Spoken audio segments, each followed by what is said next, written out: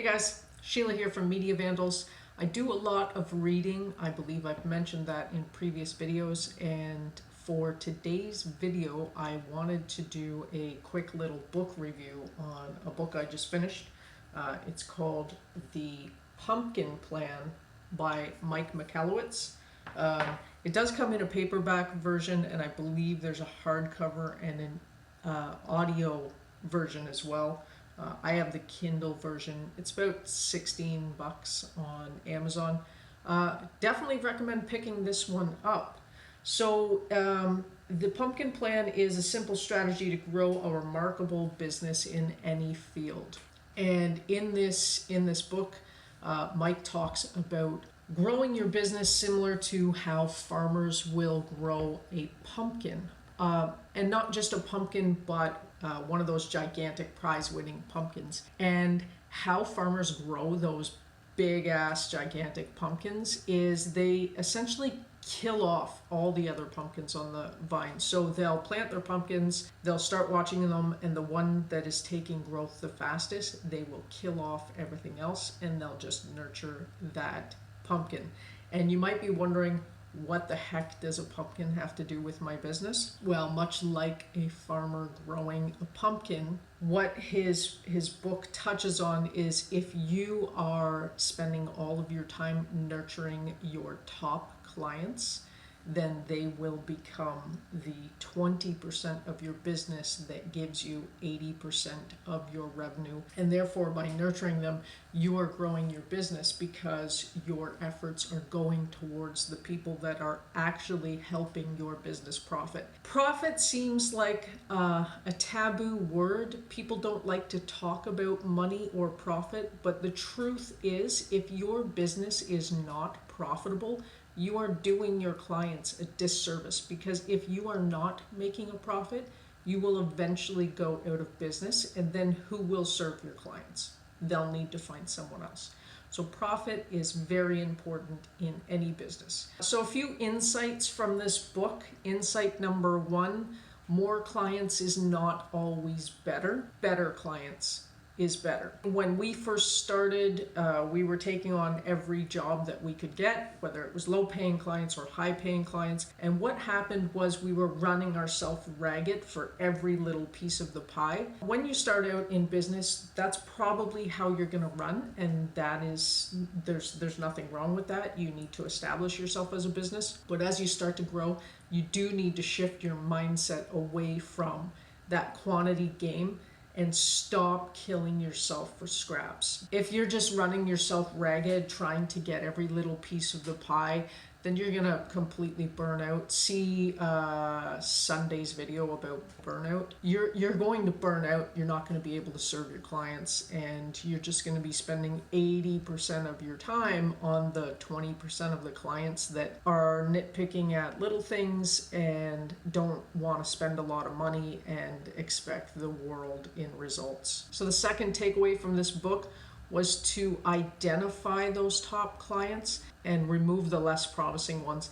Just like a farmer tending to those big ass pumpkins, they take away all the little ones that aren't really achieving that much growth, because those little pumpkins are taking nutrients from the big pumpkins. So by removing them, he can spend all of his time on those big pumpkins. The big pumpkins are achieving growth because they are being tended to.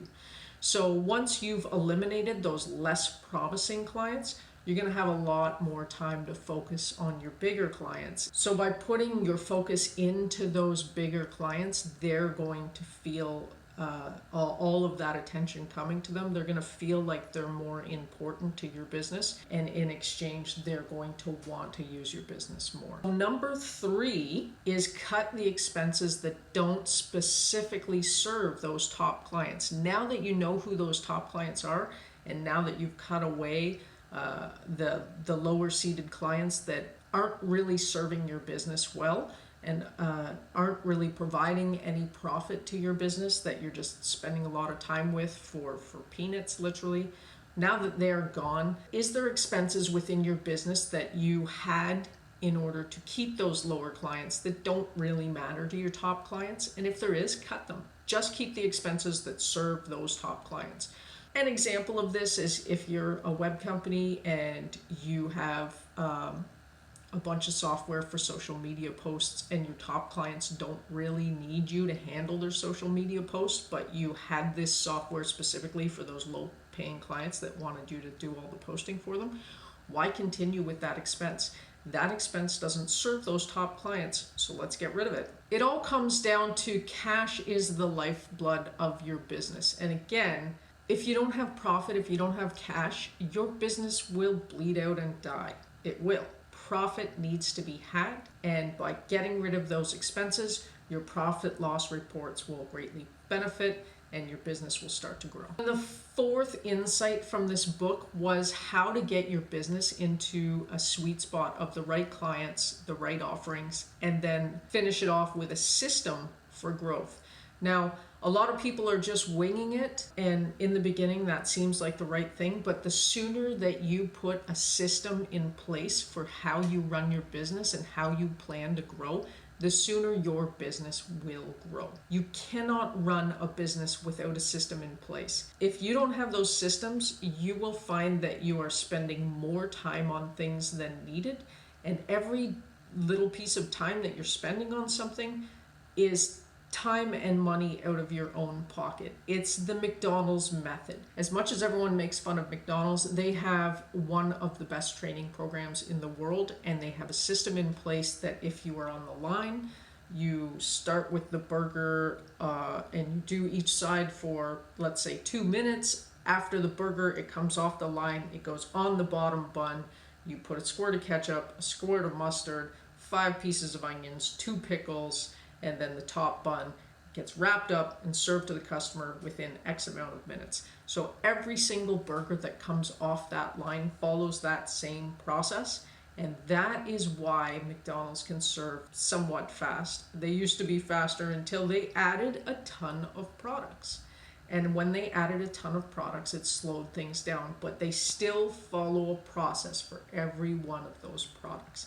And that is why McDonald's is one of the largest fast food chains in the world. Just to recap, insight number 1, more clients is not always better. Better clients are better. Shift your mindset away from that quantity game. Stop killing yourself for scraps. Insight number 2, identify who your top clients are. Remove that bottom 20% that is sucking up 80% of your time for marginal revenue. Number 3, once those clients are gone, cut those expenses that you don't need for your top clients, and let's find a better way to serve those top clients. And number 4 is find your sweet spot, implement a process or a system for growth. Again, the book is The Pumpkin Plan by Mike Michalowicz. He's got a few other books on Amazon. I am actually on my 3rd book right now. I have read Profit First, which is also a fantastic mind shift on how to profit in your business. The Pumpkin Plan, he's got one called Clockwork, and it is about putting those processes in place. There's also the Toilet Paper Entrepreneur, which is for people just starting out in business. And I think his latest book is Fix This Next, which is probably the next book I'm going to read after Clockwork. Pumpkin Plan, awesome book, definitely recommend it. I'm going to link to the Amazon link for it down in the description below. If you've read it, leave me a comment. Let me know what you thought. If you've read any of Mike Michalowicz's books, leave me a comment down below and let me know your thoughts. Like and follow us on Facebook and Instagram. Subscribe to our YouTube channel, and we will see you back here tomorrow. Cheers.